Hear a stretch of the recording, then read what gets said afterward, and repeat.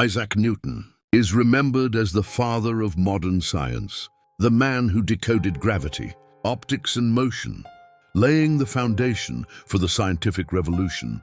His name is synonymous with genius, count with reason with a vision so clear that it reshaped how humanity understood the universe itself beneath the polished image of the rational thinker.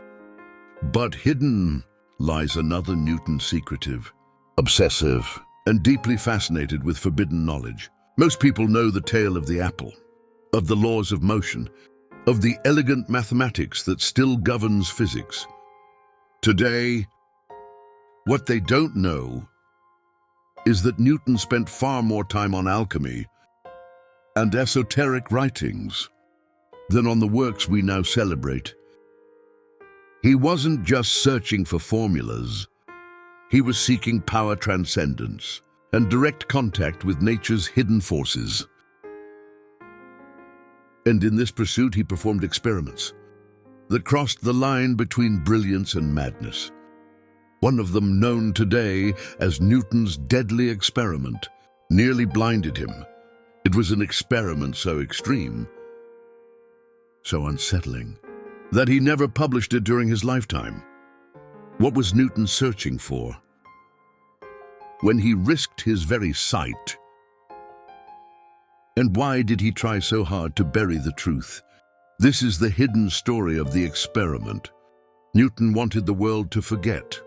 We often picture Newton as the perfect rationalist, the apple falling from the tree, the law of universal gravitation, written in elegant simplicity.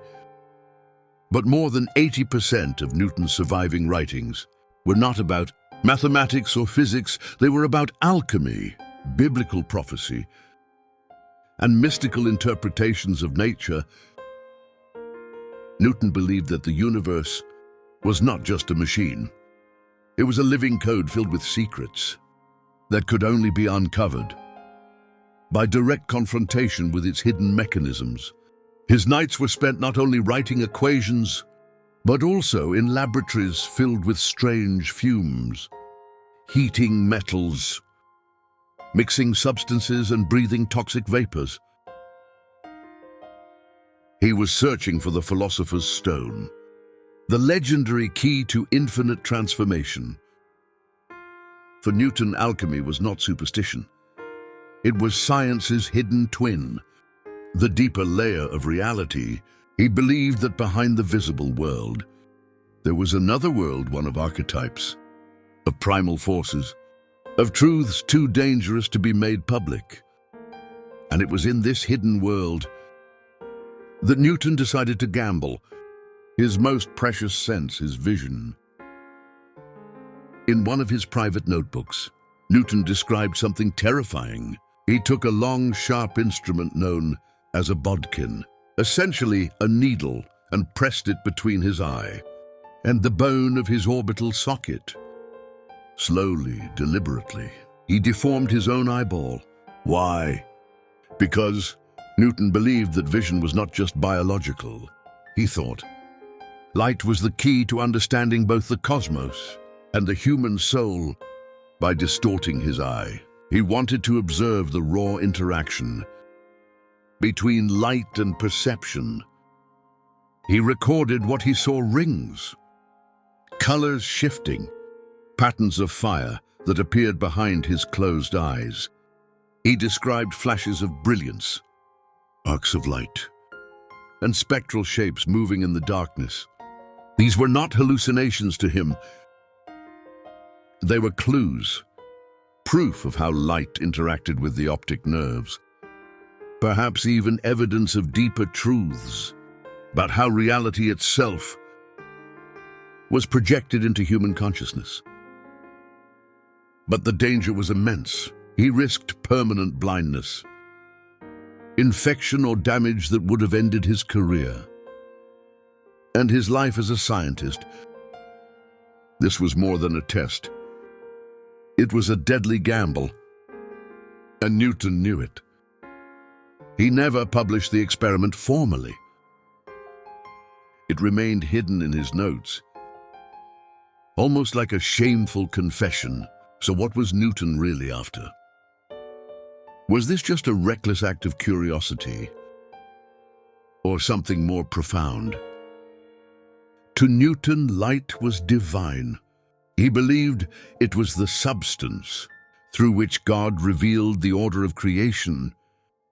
Understanding light was, in a sense, understanding the mind of God. His experiments with prisms, refraction, and the spectrum were part of this sacred mission. But the Bodkin experiment was different. It was not about external optics. It was about internal vision. Newton wanted to see how perception itself worked, how reality was constructed by the brain. Some scholars suggest he was testing whether consciousness could be manipulated, whether inner vision could be unlocked. Through direct intervention, others go further, linking it to his alchemical pursuits. To an alchemist, the eye was more than an organ. It was a portal between worlds. By pressing the bodkin into his own eye, Newton might have believed he was forcing open a gateway, glimpsing the inner architecture of reality itself. In that moment of pain and brilliance, Newton may have been seeking not just science, but transcendence. Why did Newton never reveal this to the public? Why keep it buried? The official answer is that it was too unscientific, too personal, too dangerous. Publishing such a bizarre act might have destroyed his reputation.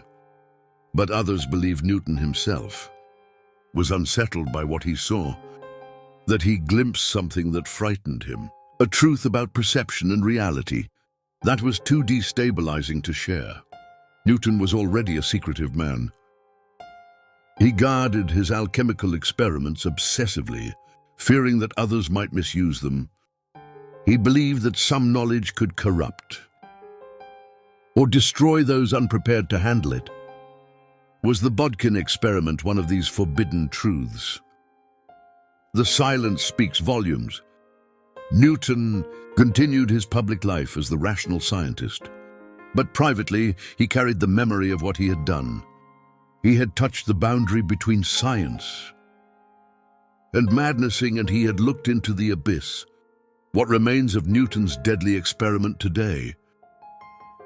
On the surface, it is a bizarre anecdote, a disturbing curiosity in the history of science. But beneath it lies a profound message, that the quest for knowledge always carries danger, that discovery is not safe, but costly. Newton showed that even the greatest minds must risk everything to uncover truth. It also reminds us that science and mysticism were never as separate as we think. Newton's experiment was as much a mystical ritual as a scientific test. He was trying to pierce the veil of reality, using his own body as the laboratory. In a sense, Newton's greatest legacy is not just the laws of motion or the theory of light. It is the reminder that truth requires courage, and sometimes the willingness to risk everything. Newton's hidden experiment forces us to ask, how far would we go for knowledge? And what truths are still buried, hidden in notebooks, waiting for someone willing to sacrifice, to uncover them? This was Newton's deadly experiment. He tried to hide the story of a genius who nearly blinded himself to see the secrets of the universe.